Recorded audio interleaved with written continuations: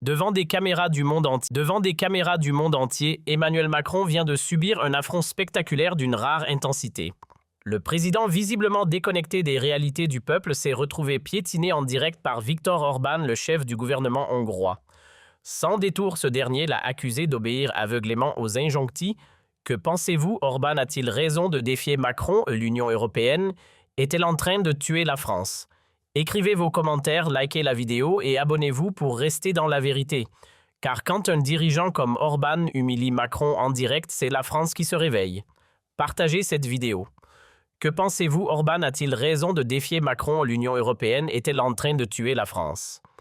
Écrivez vos commentaires, likez la vidéo et abonnez-vous pour rester dans la vérité. Car quand un dirigeant comme Orban humilie Macron en direct, c'est la France qui se réveille. Partagez cette vidéo. 11 de Bruxelles, tout en ignorant la souffrance des citoyens français.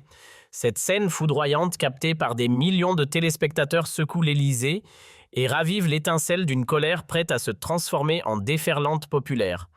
Pendant que ce scandale éclate, Macron savoure des vacances fastueuses à Monaco avec Brigitte sirotant du champagne dans des palaces pendant que vous, citoyens, luttez pour joindre les deux bouts. Est-ce un mythe macronien, le signal d'un soulèvement contre l'Union européenne? Accrochez-vous car nous allons révéler une vérité qui va vous électriser. Cliquez sur la cloche, likez cette vidéo et partagez vos réactions dans les commentaires. C'est parti!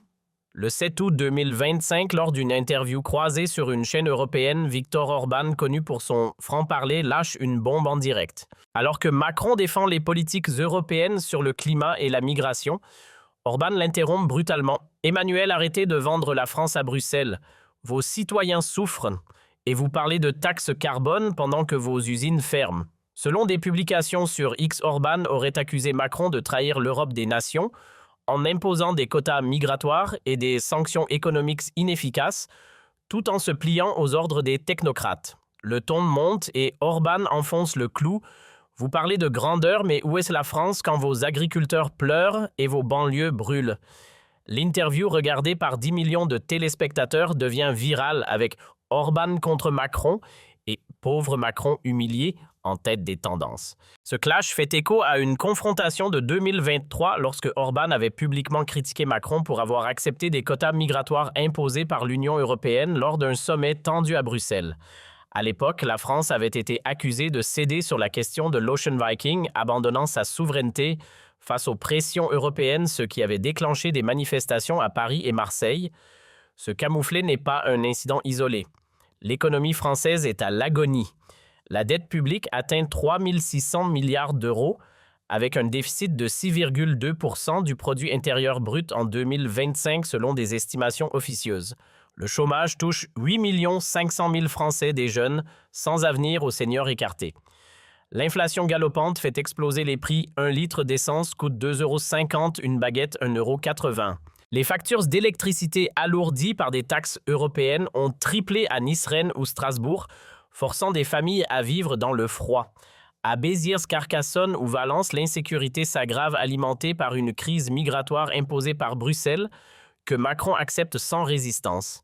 Une fuite révèle un plan choquant, une taxe écologique de 15% sur les produits de première nécessité dès 2026 pour financer des projets climatiques européens. Les agriculteurs du Tarn, de l'Aude ou de la Somme abandonnent leurs terres écrasées par des normes européennes favorisant les importations sud-américaines. Les retraités de Lille, Bordeaux ou Toulon vendent leurs biens pour survivre. Les petites et moyennes entreprises à Kempervan ou Dax ferment sous le poids des taxes, tandis que les multinationales prospèrent grâce à des accords signés à Bruxelles. L'industrie française est en ruine. Renault supprime 800 emplois à Flins. Airbus réduit ses effectifs à Toulouse, laissant 500 familles sur le carreau. Au premier semestre de l'année 2025, 16 000 entreprises déposent le bilan, un record historique. Les banlieues s'embrasent comme en juillet 2025 avec des émeutes à Lyon, Nantes et Toulouse, alimentées par une gestion migratoire chaotique. Dans le Lot, la Creuse ou les Vosges, les habitants dénoncent des cambriolages et violences hors de contrôle. À Amiens, Saint-Nazaire ou Le Havre, les ouvriers manifestent contre les fermetures d'usines. À Albi-Rodez ou Bayonne, les commerçants alertent sur une économie locale à l'agonie. Sur X, la colère explose. Macron démission. Frexit. Orban à la rescousse.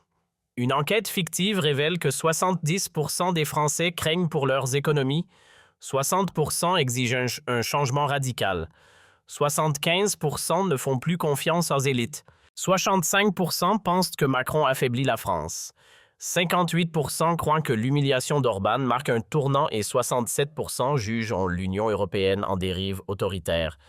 L'humiliation d'Orban est un symptôme d'un mal profond. En 2023, lors d'un sommet à Bruxelles, Orban avait déjà défié Macron sur les quotas migratoires, l'accusant de sacrifier la France pour plaire à Bruxelles.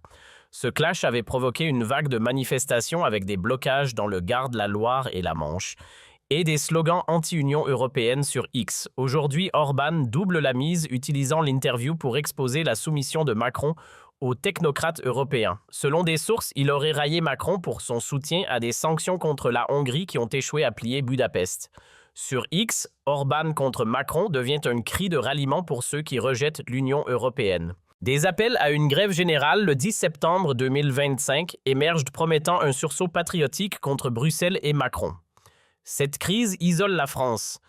À Bruxelles, des diplomates s'inquiètent d'une Union européenne fragilisée par ses divisions. Les États-Unis et la Russie observent en silence tandis que des partenaires comme les Pays-Bas se rapprochent de puissances non alignées. Les Français exigent des réponses. Pourquoi laisser l'Union européenne humilier notre président? Pourquoi tolérer un dirigeant qui sacrifie la France à Bruxelles? Pourquoi accepter un système qui tue notre souveraineté? Des manifestations des agriculteurs aux commerçants, des étudiants aux retraités montrent un peuple en révolte à Grenoble, Limoges ou Quimper. Les enseignants dénoncent des écoles à bout de souffle. À Toulon, Metz ou Dijon, les soignants alertent sur des hôpitaux au bord du chaos.